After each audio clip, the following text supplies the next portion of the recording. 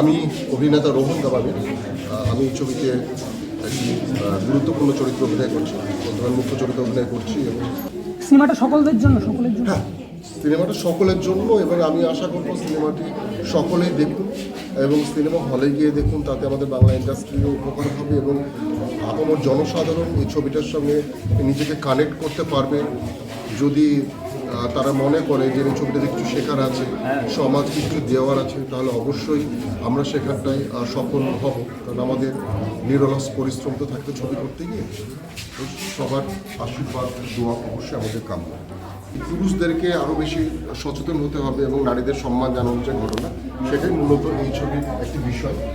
বিগত দিনে যে ঘটনাটা আমরা দেখেছি, সেখানটা থেকে অনেককেই শিক্ষা লাভ করেছি বা শিক্ষা লাভ করতে পারিনি। এটাও কিছুটা চোখে আঙুল দিয়ে দেখিয়ে দেওয়ার মতো ব্যাপার যে আজকে আমাদের সমাজে নারীরা সুরক্ষিত নন। এইসব বিষয় নিয়ে ছবিতে অনেক বিষয় আছে, মূলত নারী সুরক্ষিত যে ব্যাপার সেটা নিয়ে আছে।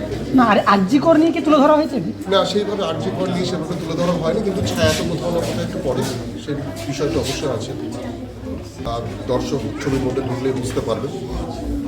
আপনার পরিচয় দেখুন, প্রত্যেকটি ছবিতেই একটা বিশেষ মেসেজ থাকে। তো আমাদের এই ছবিতেও একটা বিশেষ মেসেজ আছে এবং সেটি ছবি রিলিজ হওয়ার পরে অডিয়েন্স বুঝতে পারবে। বর্তমান সমাজে যেসব ঘটনা ঘটে চলেছে এবং বিগত 7-8 মাস আগেও একটি ঘটনা ঘটে গিয়েছে, আপনারা সবাই অবগত হয়েছিল এবং তার রায় বেরোলো।